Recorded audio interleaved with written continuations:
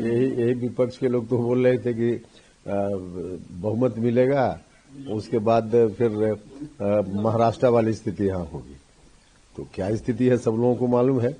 लोग आशंका व्यक्त कर रहे थे, जनता को भड़का रहे थे कि महाराष्ट्र में जिस तरह से सीएम बदल दिया इन लोगों ने, यह होगा।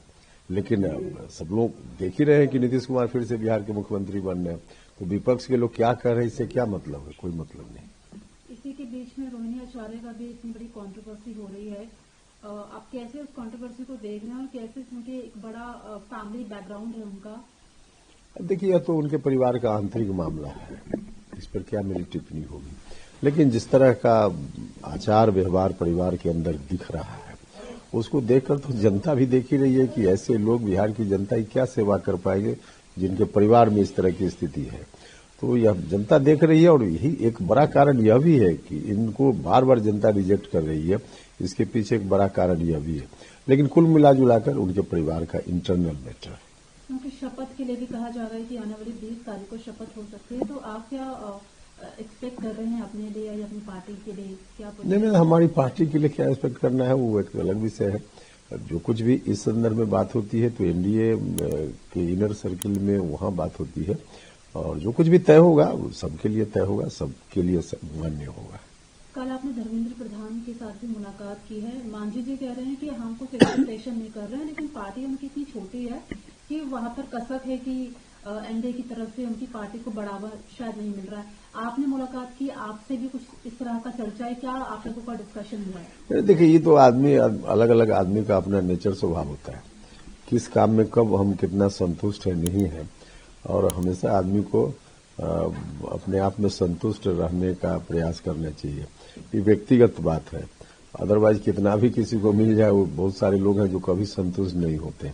जो व्यवहारिक स्थिति है उस पर भी आदमी का ध्यान होना चाहिए। तो कुल मिलाजुलाकर इसलिए उनका क्या बयान है उनका विषय है।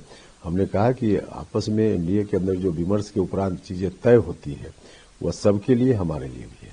सर, आखिरी सवाल है, मक्का से आते वक्त एक गाड़ी का एक्सीडेंट हो गया है। कुछ लोग उसमें बिहार के भी थे जिनकी डेथ हो गई है, कुछ हैदराबाद के भी हैं। दिस इज वेरी अनफॉर्चुनेट, बहुत ही अनफॉर्चुनेट है ये। बहुत ही दुखद है, दुर्भाग्यपूर्ण है जिस तरह से दुर्घटना हुई, और बहुत सारे भारतीय वहां उनका डेथ हो गया। तो इस पर हम दुख व्यक्त करते हैं और मृत आत्मा की शांति के लिए ईश्वर से प्रार्थना करते हैं। उनके परिवार को कष्ट सहने की ईश्वर ताकत दे, इस बात की भी हम कामना करते हैं। और हमारा दूतावास या फिर भारत की सरकार या वहां के ऑफिशियल्स, उनसे आग्रह है कि चीजों को कैसे कंट्रोल करें, इस पर लोगों का ध्यान इमीडिएट रहना चाहिए। सर, एक आखिरी सवाल है। अखिलेश यादव भी कह रहे हैं कि वोट चोरी का जो इश्यू था राहुल गांधी ने बढ़ चढ़ के उठाया, लेकिन वो वोट चोरी तो थी नहीं, वो एक बहुत बड़ी डकैती है। पावर का इस्तेमाल हो रहा है। 14,000 करोड़ रुपए विश्व बैंक के लेकर महिलाओं को दिए हैं। जनता जब इन लोगों की बात को सुन नहीं रही है तो ये लोग बकवासपूर्ण बातें कर रहे हैं। इन लोगों की बात में कोई सच्चाई हो, दूर दूर तक कहीं से कोई तथ्य हो, तभी तो जनता सुनेगी। लेकिन इसके बावजूद जनता ने जब इतना बड़ा मैंडेट दे दिया है इनके खिलाफ, उसके बावजूद ये लोग चोरी की बात कर रहे हैं, तो करते रहे। हम तो कहेंगे कि इसी तरह से भ्रम में ये लोग घूमते रहे। जनता की सेवा करने का मौका एनडीए को मिलते रहे, जनता की सेवा हम करते रहे और जनता हमको मैंडेट देते रहे, और ये लोग हवा में ऐसे ही करते रहे, बोलते रहे। अच्छा ही है।